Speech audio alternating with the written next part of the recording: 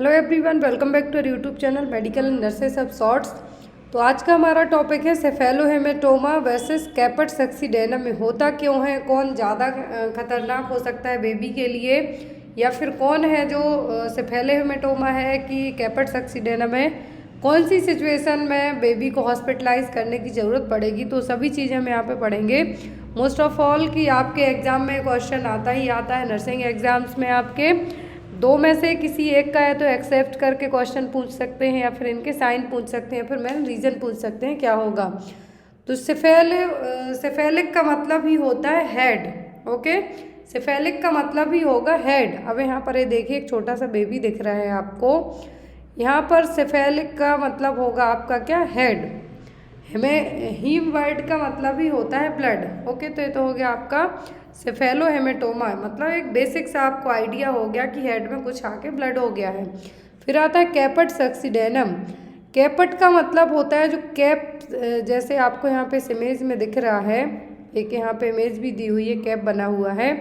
तो जो आपका फीटल स्कैल्प है, फीटल स्कैल्प क्या होगा, आगे की तरफ सक्सीडेनम है, ये थोड़ा सा डिफरेंट है, लेकिन खतरनाक कौन है वो हम आगे पढ़ेंगे। तो यहाँ पर ये जो इमेज सक्सीडेनम में क्या है, जो सूचर्स हैं ये क्या हो जाएंगे आपके बल, या तो स्वेलिंग देखने को मिलेगी, या फिर यहाँ पर जो आपकी सूचर्स लाइन है, या फिर ये कह सकते हैं ये आपको जो कैप शेप एरिया है आपके हेड का, वो क्या रहेगा, आगे की तरफ रहेगा, बोगी रहेगा। इसको हम एक तरीके से फूला फूला कहेंगे, लेकिन ये अपने आप ठीक भी हो जाता है। चलिए यहाँ पर ये देखिए, इस इमेज से आपको क्लियरली समझ में आएगा कि कैपेट सक्सीडेनम ज़्यादा खतरनाक है सेफेलोहेमेटोमा। तो ये दोनों सिचुएशन है, ये जो दोनों सिचुएशन है जनरली होती कैसे हैं। तो मान लीजिए किसी का ऑब्स्ट्रक्टेड लेबर है, बहुत लंबे टाइम से लेबर पेन चल रहे हैं लेकिन बेबी नहीं हो पा रहा है। तो जब सेकेंड स्टेज ऑफ लेबर आती है, तब यहाँ पर या तो बेबी का हेड फंस जाए, जो पैसेज एरिया है पेल्विक का, वहाँ पर तो वैक्यूम डिलीवरी की जाती है। मेनली वैक्यूम डिलीवरी में होने के चांसेस ज़्यादा होते हैं एज़ कम्पेयर टू अदर के। लेकिन इसमें भी दो तरीके की सिचुएशन होती हैं। आपने देखा होगा कि जो दोनों में आपको स्वेलिंग टाइप से देखने को मिलेगी, लेकिन दोनों चीज़ें थोड़ा सा अलग है, थोड़ा नहीं हम ज़्यादा भी कह सकते हैं। तो कैपेट सक्सीडेनम है, इसमें देखिए स्वेलिंग देखने को मिलेगी ओनली स्कैल्प एरिया में। ओके, लेकिन जो सेफेलोहेमेटोमा होगा इसमें ब्लीडिंग भी होने लगती है। जो यहाँ पर लेयर्स होती हैं ब्रेन की, उसके अंदर की लेयर्स में ब्लीडिंग भी होना स्टार्ट हो जाती है। ये कंडीशन ज़्यादा खतरनाक होती है, लेकिन इसमें भी बच्चा विदिन 1 मंथ के ठीक हो जाता है। तो यहाँ पर चलिए हम एक डिफरेंस देखते हैं, एक टेबल के थ्रू आपको इजीली समझ में आएगा। अब इस डिफरेंस को आपको ध्यान से देखना है। कैपेट बर्ड है, मतलब आपका ये जो हेड है, सेफेलिक का मतलब भी हेड है, लेकिन हेमेटोमा वर्ड जुड़ गया है, ईम वर्ड जुड़ गया, दैट मीन्स यहाँ पर ब्लड आ गया है। ओके, तो यहाँ पर है caput succedaneum, the condition marked by localized soft tissue edema with poorly defined outline. तो जो कैपेट सक्सीडेनम है, इसमें क्या होगा, हार्ड लेबर पेन के कारण या फिर लंबे टाइम से लेबर पेन चल रहे हैं, तो जो पैसेज एरिया है वहाँ पर बेबी का हेड फंसने के कारण जब बेबी बाहर आएगा तो थोड़ी स्वेलिंग आपको देखने के लिए मिलेगी। लेकिन सेफेलोहेमेटोमा में क्या होगा, लोकलाइज्ड स्वेलिंग के साथ साथ वेल डिफाइंड आउटलाइन भी होगा, मतलब आपको एक अलग से रेड एंड एरिया भी देखने को मिलेगा। जो कैपेट सक्सीडेनम है, it is caused by pressure of foetal head against the cervix during the labour. मैंने अभी आपको बताया कि लेबर के टाइम पर जो फीटल का हेड है ज़्यादा प्रेशर रहेगा, जिसके कारण ब्लड फ्लो क्या होगा, कम होगा। जब हेड के यहाँ पर ब्लड फ्लो कम होगा, जब बेबी बाहर निकल के आएगा तो उस एरिया में स्वेलिंग एडिमा देखने को मिलेगा। लेकिन सेफेलोहेमेटोमा में ऐसा नहीं होगा। सेफेलोहेमेटोमा में यदि ये सिचुएशन बनती है तो सब पेरियोस्टियल हेमरेज देखने को मिलेगा। ये देखिए, पेरियोस्टियम रीजन है, स्कैल्प के नीचे की जो लेयर है पेरियोस्टियम, वहाँ पर आपको ब्लीडिंग ब्लड है जो देखने को मिलेगा। फिर आता है present at birth does not increase in size.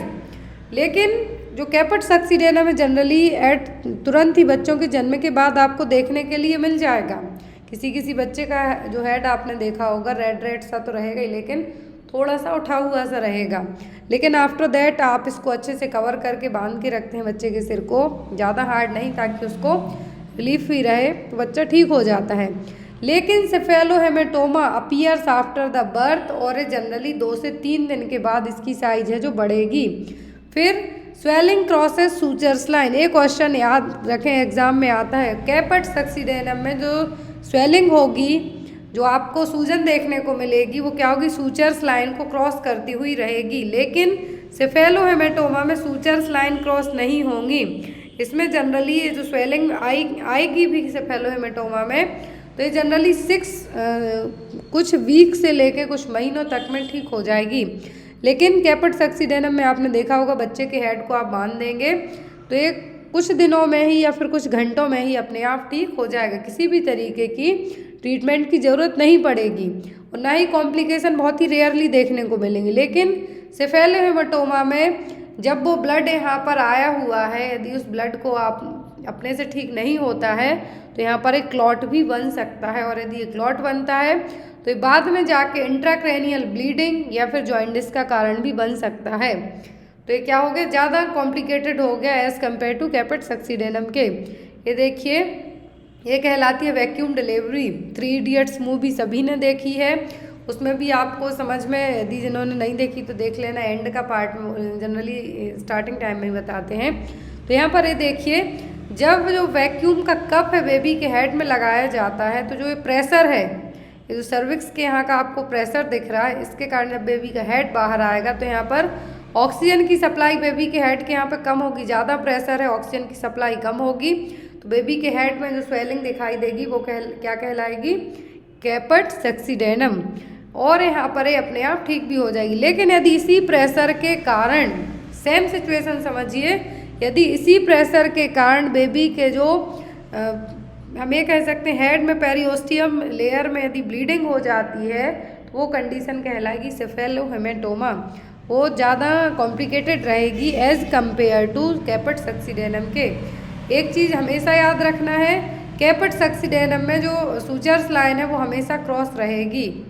जो यहाँ पर ये देखिए सूचर्स लाइन यहाँ पे आपको दिख रही हैं, ये सूचर्स लाइन है, ये क्या रहेंगी, हमेशा बाहर जाएंगी। लेकिन जो हेमेटोमा है, सेफेलोहेमेटोमा, इसमें ऐसा नहीं होगा। तो यहाँ पर आई होप आपको शॉर्ट टॉपिक समझ में आ गया हो, और कोई डाउट हो तो प्लीज़ कमेंट बॉक्स में कमेंट जरूर करना। Thank you for watching.